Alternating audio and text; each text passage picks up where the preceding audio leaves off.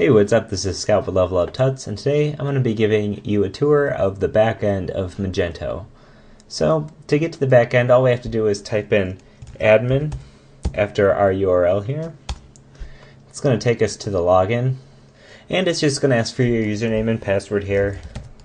So we can have it as it was, how you entered it when you installed Magento. Okay, and it's telling me Magento Community 1.6.1 stable is available now. I'm not quite sure why it's telling me that because we have 1.7 installed.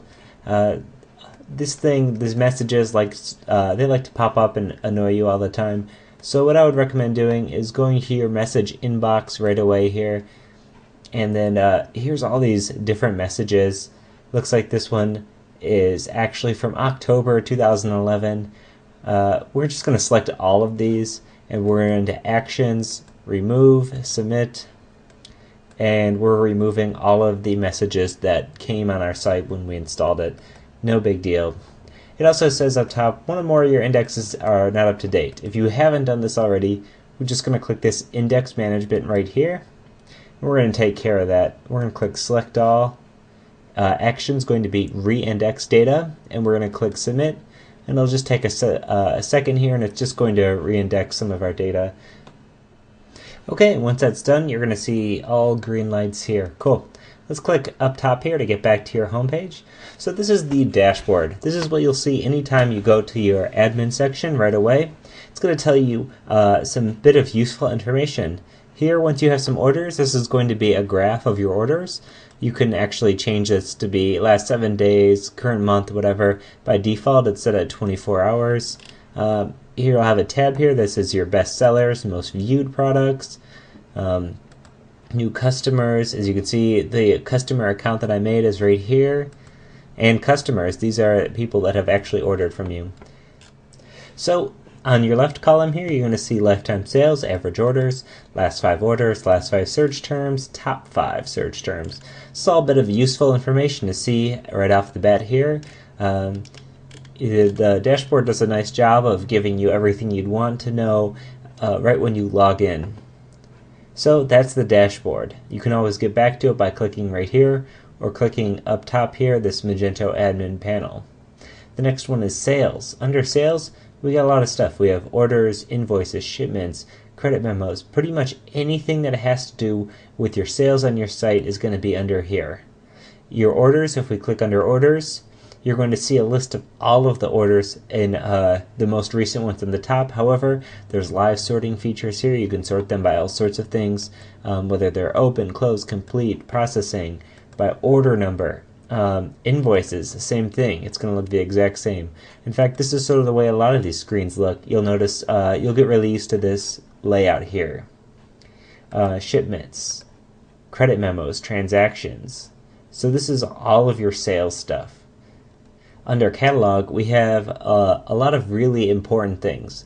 So manage products. This is where you're going to see all of the products that are created on your site. If you look now, we have all of these products and the most important information about them, like the type, the attribute set, the SKU number, price. And again, you can sort by any of these things, and it's going to do that nice and quick for you. You can do bulk actions, delete, change status, update attributes, which is really nice. It's super easy to do. Let's say if you need all of them to all of a sudden be enabled, you could select all, select enable, and then under actions, update attributes, and it's going to make every single one enabled then. So that's pretty cool. Under categories, you're going to have the different categories. In your categories, if you remember, let's go to the home page for a second. Our categories are furniture, electronics, apparel, and then inside of those categories are subcategories, and then some of those have even further subcategories. You can keep drilling down as much as you want. As you can see, these have looks like 3 levels. So that mimics this right here. We have furniture, and living room, and bedroom. And then electronics, we have cell phones, cameras. Inside of cameras, we have accessories and digital cameras. So this layout right here that you see in your categories is going to be what is in your navigation here. Click back here, we can see the important information about our categories. If you recall, when we were on, let's say, the furniture page, it's going to have this header image. And if we look down here, we click furniture here, we see that this image is our header image. So this is where you would upload that header image based on what theme you're on. This is also the name. You can give a description, some meta description stuff. Under display settings, you can say, what it shows, custom design, category products. You can change all this stuff. It's really nice and cool. Every single one of your categories can look completely different if you so choose. You'll also notice that there's some numbers here. This is saying that there's 4 products that are under living room and 2 products that are under bedroom. This is nice, quick at a glance if you just need to see how many electronics you have on your site. You got 42, apparel 66. So this is your categories. We'll get into more with categories in the next couple of lessons. We'll show you how to create your own and what kind of options. And now attributes and attribute sets are really interesting and really a robust part of Magento. So let's click our attribute sets just so you can get an idea of what they kind of are. So our attribute sets are what types of attributes your products will have. So obviously, like a t-shirt is going to have like size and color. Let's click on this. You can see these are the attributes for t-shirts. It has name, model, SKU, weight, status, some other stuff, and we have price, let's see, images, descriptions.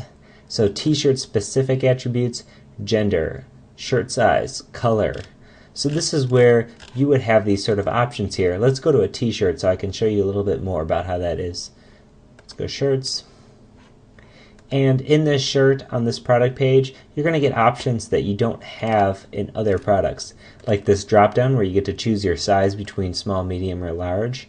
And in here you can see that what model it is, some details. So this is where you're going to be, these are sort of what your attributes are doing. They're allowing you to create product information that's specific to a particular type of product. And so you can create your new attributes, you can add them to attribute sets, and then when you're creating products, you can assign those attribute sets to specific products. So manage attributes. This is where you create individual attributes. So remember before we had gender for the t-shirt, you'll notice that gender is right here. We could use gender across other attribute sets if we wanted to. So gender was just not specifically tied to t-shirts. However, we can associate it with t-shirts in the attribute set. So again, like any of these other screens, you can do sorting, you can do some bulk actions, pretty cool. You can add new attributes here. URL rewrite management. These are just sort of your URLs. You can add some URL rewrites if you want, depending on what store you're in and everything. Search terms, these are what people are searching for. By default, when we installed the sample data, it just sort of populated with this. People aren't really visiting my store, but it's it's going to say that these are search terms, and these are what people are searching for, and this is what came up. So you can actually see what people on your site are searching for. Okay, so reviews and ratings, customer reviews. Reviews by default go into pending. Let's see if we have any in there. No, but a review will go into pending, and then you have to come in here and approve it. Unless, of course, you want all reviews to be approved by default, and you can do that. Reviews and ratings, they sort of work like how you'd expect them to. Just like anything, you'd go on to Amazon, a customer can leave a review or a rating on any of your products.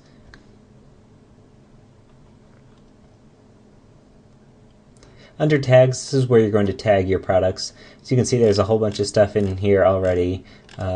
Apple and Acer, whatever. This is where you can create your own tags if you want, but usually this is where you're going to be modifying tags that customers have placed on your products if you give them that capability. Google Sitemap, you can create a sitemap to submit to Google. This will help out with your page ranking. It just sort of gives Google a good idea about where your content is on your site, just like sort of exactly like it says, it's a sitemap.